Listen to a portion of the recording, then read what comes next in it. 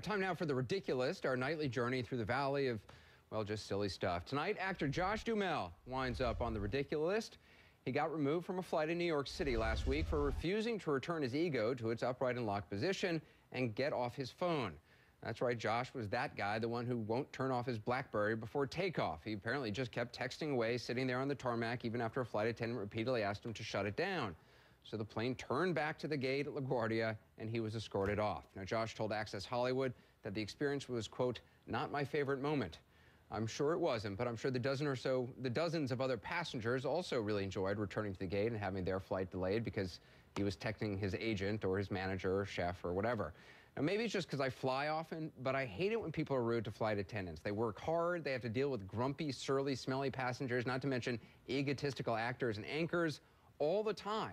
Why make their lives harder? It's like people who argue with airline personnel at the check-in counter, or people who argue with TSA screeners or rental car agents or traffic cops. These folks aren't making the rules. They're just doing their jobs. And you know what? These are people who get yelled at all day long.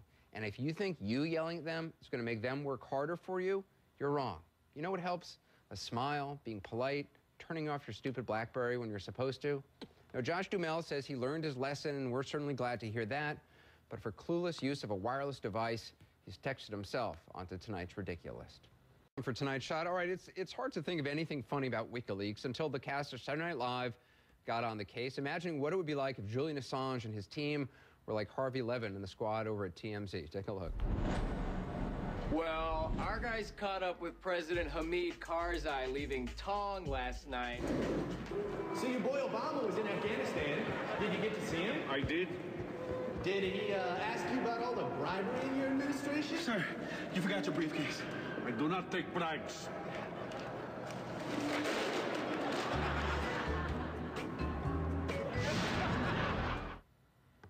I wish we saw the guy who was Harvey Levin. It was very funny. All right, the governor